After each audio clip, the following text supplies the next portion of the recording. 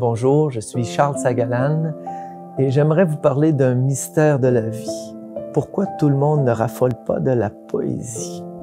C'est un peu une boutade, mais c'est quand même une question sérieuse parce que pour moi, la poésie, c'est un espace de liberté. C'est un espace de joie, c'est un espace de réflexion, de bonheur. Puis c'est un lieu qui me permet de me réconforter, de m'éveiller, de faire sortir ma rage. Il me semble que, naïvement, il me semble que ça devrait être possible à tous les humains d'avoir accès à ça. Il me semble que c'est facile, puis que c'est pas... souvent, je trouve qu'on pense de la poésie ce qu'elle n'est pas. Il y a beaucoup de sortes de poésie. Il y a autant de sortes de poètes qu'il y a de sortes d'humains. Je pense qu'il y a peut-être de quoi à faire pour essayer de trouver une petite fenêtre ouverte pour que les gens puissent apprécier une certaine forme de poésie. La première chose avec la poésie, c'est de savoir que la poésie, à mon sens, est partout. La poésie, c'est dans un graffiti, dans un beau mot d'enfant, dans une petite prière qu'on fait quand on a besoin de se recueillir. Ça va être, on fredonne une chanson. Il y a un élément de poésie dans tout. Donc, faut savoir que déjà, on a le vaccin. Il n'y a pas de danger. On peut pas tomber malade de la poésie. L'autre chose, c'est, je pense qu'il y a un certain conditionnement. Par exemple, moi, je pouvais parler de mes livres à quelqu'un. Je lui disais, je suis gourmand, c'est un livre sur les saveurs, je parle de telle chose, telle chose. Puis la personne avait beaucoup d'intérêt, prenait le livre, c'est l'atelier des saveurs, puis là, elle l'ouvrait, puis elle faisait, oh, OK, c'est de la poésie. Parce qu'elle avait vu qu'il y avait une petite pagination différente, parce qu'elle avait vu que, oh, c'était pas juste un paragraphe, déjà, ça insécurise.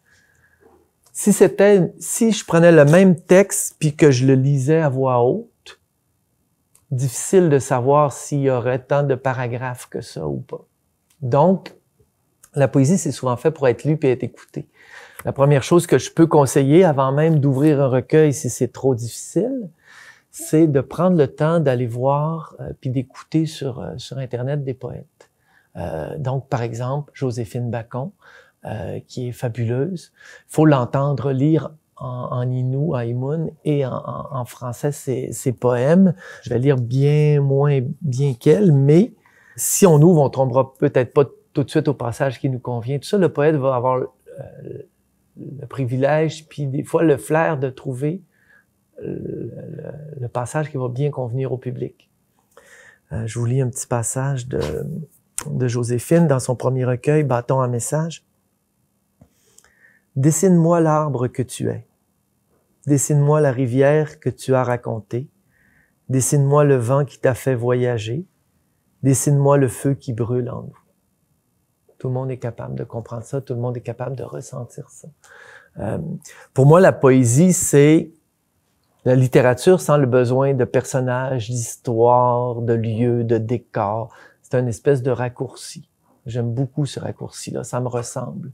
Il me semble que la poésie, dans un moment où on n'a pas toujours le temps de lire, la poésie, c'est une façon de prendre une petite bribe puis d'en avoir assez. Il y a de ça aussi, parce que souvent, on se laisse pas... on ouvre un recueil puis on a l'impression qu'il faut tout lire. Et c'est pas du tout le cas. C'est un recueil de poésie, ça se lit de 1000 façons. Hein? C'est un peu comme un livre de recettes, vous n'êtes pas obligé de lire de la page 1 à la dernière page. Vous pouvez piger, vous pouvez laisser tomber, vous pouvez relire beaucoup. La chanson, c'est de la poésie orale sonorisée. Quand on écoute un album de chansons, il y a bien des façons d'écouter. Hein? On réécoute la même chanson en boucle, on saute les chansons qu'on n'aime pas sur l'album, on se fait une liste de lecture de chansons. On peut faire exactement la même chose avec la poésie. On se crée des poèmes qu'on aime, qui nous sont importants. J'ai une poète que j'aime beaucoup qui est Emily Dickinson. Il y a plein de sortes de poètes. Elle peut ressembler un peu à l'archétype du poète, c'est-à-dire que Emily Dickinson est restée dans sa chambre avec sa famille presque toute sa vie.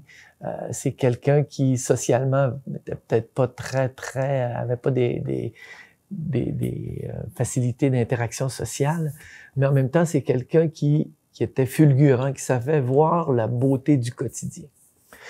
Puis, elle n'a pas publié ce gros recueil-là d'un coup. Elle envoyait des lettres à ses amis, puis tout le monde a gardé ses poèmes, puis ils ont été recueillis. Je vous lis un petit poème par temps de pandémie. Je trouvais ça assez fabuleux, plutôt qu'écouter toujours le téléjournal. Donc, c'est le segment 820. Mes seules nouvelles sont le bulletin de l'immortalité. Mes seuls spectacles, c'est demain et aujourd'hui. Peut-être l'éternité. Ma seule rencontre est le divin. La seule rue, l'existence. Quand je l'aurai traversée, s'il y a d'autres nouvelles ou un spectacle plus admirable, je vous le dirai. Beau, hein? Ça, on n'a pas besoin de tout. Tu sais, on a le poème, on le garde précieusement. On a trouvé le champignon qu'on était allé chercher dans les bois. On n'a pas besoin de plus que ça. Donc, ce qu'on peut faire aussi avec la poésie, il y a quelqu'un que j'aime beaucoup qui rend la poésie vivante dans la région, c'est Jonathan Bois. Il y a un très beau épisode de la Fabrique culturelle, un petit reportage qui parle de son travail. C'est facile à écouter, les gens pourront l'accrocher. Vous allez voir l'énergie qu'il met au poème puis à le rendre vivant. C'est beau parce que il dit que tout simplement, lui, il aimait les poèmes, il aimait lire des poèmes, il finissait par les connaître par cœur tellement il les aimait, puis il a fini par avoir le goût de les réciter. C'est pas plus compliqué que ça, mais il met une énergie incroyable à les réciter que moi j'aurais pas, mais j'incite les gens à aller voir ce que Jonathan fait, puis comment on peut rendre, c'est du théâtre la poésie, c'est une façon de projeter la parole incroyable. Donc, il peut y avoir une poésie spectacle, hein, des gens comme David Goudreau aussi, les gens cherchent, qui tapent, puis ils vont écouter, puis tout de suite, ils vont aimer ou pas, mais ils vont avoir l'heure de qu'est-ce que ça peut être la poésie. Donc, il y a des milliers de façons d'avoir de la poésie. Moi, je suis plus dans une poésie du quotidien. Donc, j'aime beaucoup une poésie qui va nous ramener à des choses simples qu'on côtoie. Nos vêtements, ce qu'on va manger, le petit bric-à-brac qu'on va avoir dans les coins de la maison, etc. Donc, je trouve que c'est important que la poésie puisse parler d'expériences simples, puis de les rendre belles, tout simplement. Le bonheur de dire des choses. Tout simplement, c'est comme... il y a des gens qui sont capables de marcher, puis il y a des gens qui sont capables de danser. On rend la marche encore plus belle. Donc, une expérience comme manger des chips, qui peut être un petit peu une petite dépendance dans mon cas. Je vous lis quelques lignes de mon poème Croustille dans l'Atelier des saveurs. Croustille un éclat de sel. Le naturel de la pomme de terre roule en bouche. Manège de l'huile, pâte de patate qui se répand. Plus loin, rien. Déglutition involontaire. Mais avant, c'est le feu d'artifice, la mastication qui s'emballe. Donc, mon plaisir de manger des chips, c'est doublé du plaisir de parler de moi quand je mangeais des chips. Donc, ça peut être aussi simple que ça dans la poésie. Quand on lit un recueil de poésie, en fait, moi, comme lecteur, là, je vais vous faire un aveu, je suis pas un lecteur de romans. Lire une histoire de A à Z avec tous les filons, c'est pas mon genre. Je suis pas non plus quelqu'un qui écoute beaucoup de téléromans. Moi, là, j'adore, les livres que j'adore, c'est un guide pour les champignons, un album de photos, un livre de recettes, une encyclopédie. Donc, moi, je pense que mon rapport à la poésie est marqué de ça. Vous prenez un livre, vous cherchez, vous trouvez quelque chose que vous aimez, vous passez au suivant, vous pouvez vivre le parcours complet de la lecture. Dans mon cas, j'organise mes recueils pour que ça soit comme une histoire, puis que ça se suive. Mais l'idée, c'est d'aller vraiment à l'essentiel, de cueillir des moments, puis de faire un voyage. Puis un voyage où vous pouvez choisir où est le début, où est la fin, tout simplement. J'ai déjà été jury, puis pour le prix du gouverneur général, il fallait que je lise 92 recueils de poésie en 3 mois. C'est comme s'entraîner pour les Olympiques, parce que, tu sais, lire à la file comme ça, c'est difficile. Tu sais. C'est pas fait pour ça. Pour moi, la poésie est très distillée. C'est comme un alcool fort. C'est comme on prend ça dans des moments spéciaux, puis c'est pas pour boire toute la bouteille.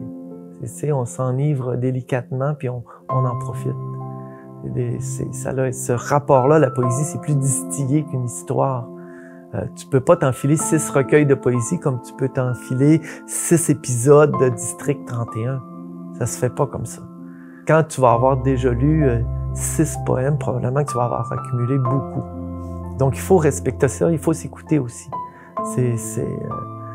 Quelqu'un qui achète un livre de poésie ou qui l'emprunte à la bibliothèque, puis qui a aimé quelques poèmes dans le recueil, puis qui a lu 10 poèmes, puis qui en a aimé 3, moi je trouve que c'est superbe. Il a déjà fait une belle cueillette là, pour sa lecture.